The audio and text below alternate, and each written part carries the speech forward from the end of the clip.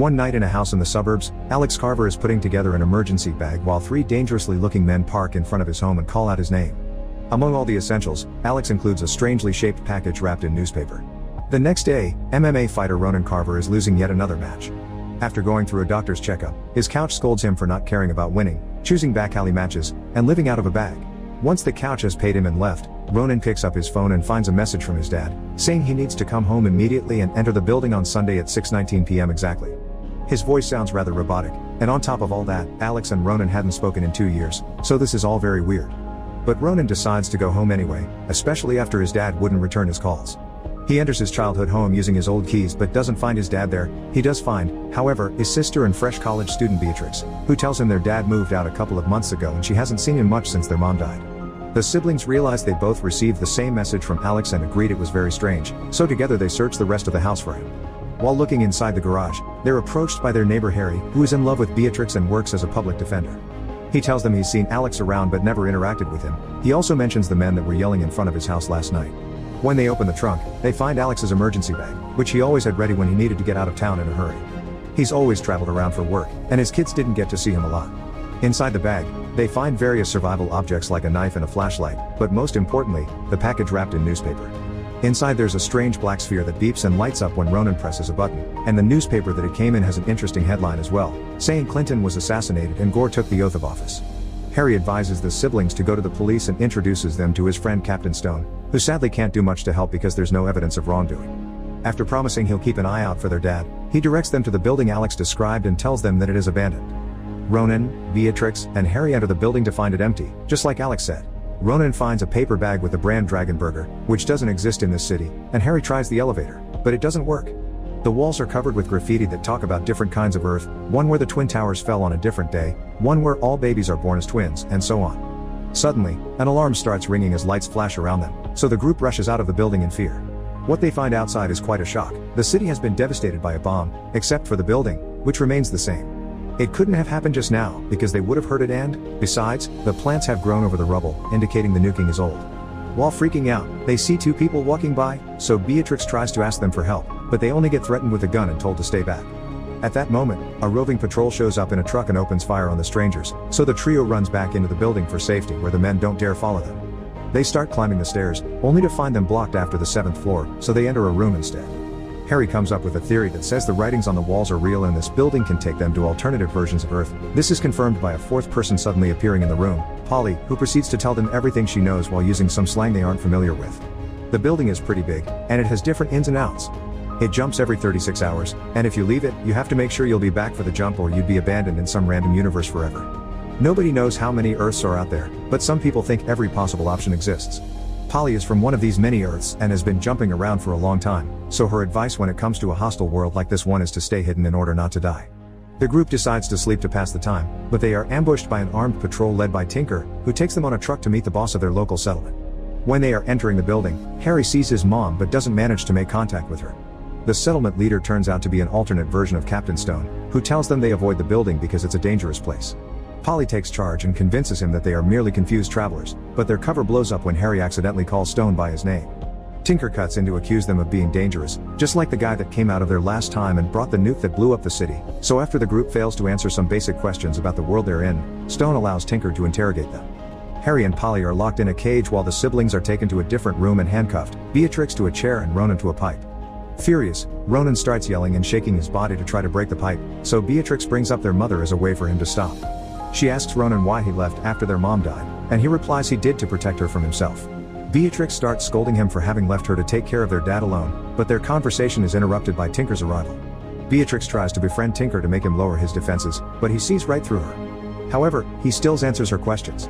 He's the man in charge of making and repairing things. He also does a bit of surgery every now and then, but his real love is electronics. He also tells her about the nuke that blew up New York City and killed his wife and daughter, plus the fact he's created a nuke of his own.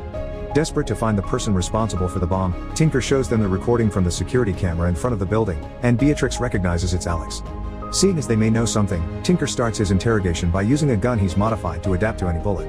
If Beatrix doesn't answer his questions, he'll shoot Ronan. But his questions are all about her dad or the building, and she doesn't know any of their secrets, so Tinker goes to put the gun directly on Ronan's chin. Beatrix takes the chance to distract him by saying she'll talk, so when Tinker turns around, Ronan uses an MMA move to knock him off. Afterward, he breaks the pipe and steals Tinker's keys to uncuff himself and his sister while Tinker wakes up to activate his bomb. Ronan knocks him out again with a punch, then the two of them leave the room, taking Tinker's gun with them. Meanwhile, at the cage, Polly is coming on to Harry. He doesn't know if taking her seriously or not, but their talk is interrupted when the siblings arrive to rescue them. The group steals the patrol's car after knocking out its caretaker and they leave the area while Stone and his men find out Tinker has activated the bomb. He asks them not to follow them because he'll be using the bomb to blow up the building, and he takes Stone's truck to take the nuke there. The stolen car runs out of gas before they can make it back, so Ronan and the others run the last stretch of the road as Tinker catches up with them. The group rushes inside and waits for the building to jump, but seeing as the bomb is about to go off, Ronan apologizes to Beatrix for everything. When the nuke finally explodes, the building makes its jump at the same time, safely taking them to a new alternate Earth. As Ronan, Beatrix and Harry wake up from the jump, Polly appears from a side corridor with her hair done differently and tells them there's no way to return to their world as she takes them outside to find a more technologically advanced version of their Earth. It's not the future as Ronan thinks because the building can't time travel, it's the exact same day just in another reality. The group decides to split up to look for clues about Alex. Ronan goes with Polly and Beatrix leaves with Harry. Unaware to them, Tinker has also come, and he leaves the building right after they're gone. Beatrix and Harry stop by an electronics store when Harry sees an extremely advanced cell phone and decides to buy it to resell it in their world to some big name company. The shop doesn't take his credit card though. The clerk asks for bio and makes him scan his hand. Surprisingly, it does work, and this Earth's version of Harry appears on the screen. He takes the chance to look at his address, which is only 5 blocks from the shop, before leaving with the phone.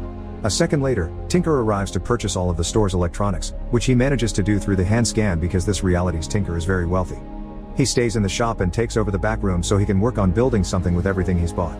On their way to Ronan's childhood home, Polly needs a reminder of all their names and Ronan's connection to Beatrix. They stop by a food truck that sells something called Crombie's, and while waiting for their food, Ronan tells Polly how he doesn't fit in with his family because they're all smart but he's just a jock. When he tries to pay the same way Harry did, it doesn't work because he isn't in the system, which means the Ronan of this world doesn't exist or is dead. They both leave before someone could call the police. Meanwhile, Beatrix and Harry make it to the other Harry's apartment, which is very fancy and expensive because this Harry is a very successful lawyer for an important corporation. Beatrix tries to use the laptop but she needs a password, so Harry tells her his own in case they match. It's Beatrix 928, which is her name and her birthday. It does work, and Beatrix searches for information about her dad. It turns out that in this reality, Alex died 3 months ago while working at the building. The article mentions her mom, who also died, and Beatrix herself, but there are no mentions of Ronan. Harry gets a surprise as well when he reads some emails on the other Harry's tablet and finds out he's been suppressing evidence of deaths caused by the corporations his other self works for.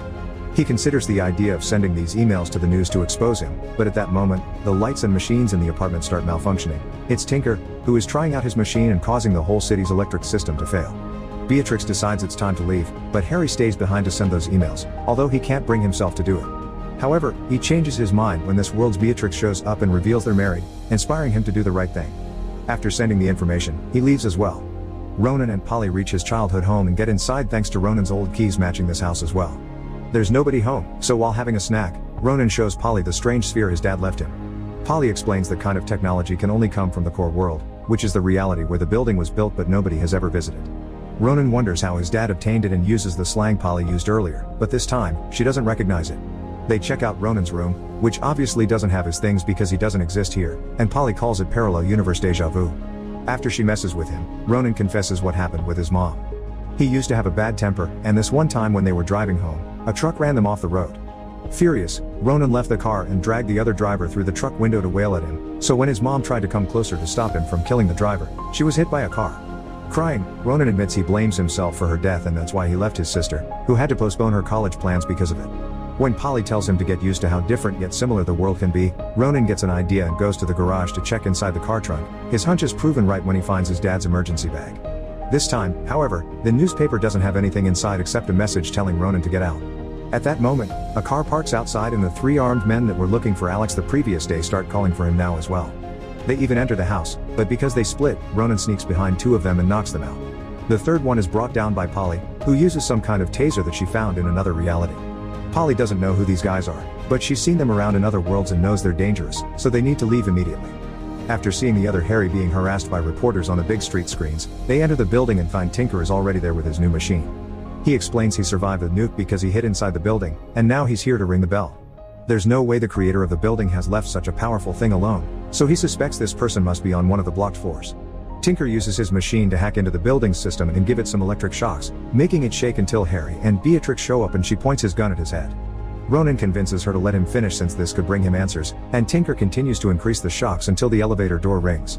The person that comes out of it surprises everyone. It's Alex, who tells Tinker he's the first person to even connect to the building like this and that he should take the elevator if he wants answers for why his Earth was nuked. After Tinker leaves, Alex comes closer to reunite with his children as Polly backs away from him. Alex explains he's always tried to shield them away from the building and that he's been traveling for a long time. He and their mother don't come from the Earth Ronan and Beatrix grew up in, they just went there when they decided to stop traveling in order to protect their kids. He also tells them not all of their mother is dead, so they should find her and give her the sphere he left Ronan because she's the only one that knows how to get to the core world. This is important because the person who created the building is gone and nobody is running it now, the upper floors are empty. Tinker's machine is the key to starting their search, it'll help them find their mom. Speaking of Tinker, he is coming back to them, but as soon as the door opens and he calls Alex a liar, Alex takes the gun from Beatrix and shoots him before leaving. Beatrix intends to follow him but the lights of the building start flickering, announcing a jump. The group rushes to Tinker's machine and looks at the screen, which is currently displaying thousands of lines that represent possibilities. Ronan chooses one at random and the building jumps, so he, Beatrix, and Harry go outside to see what kind of Earth they're at now. Polly stays behind to meet with two other Pollys that have been hiding in the building all along, and they play rock paper scissors to see who will go with the group next, even exchanging their jackets to keep up the ruse.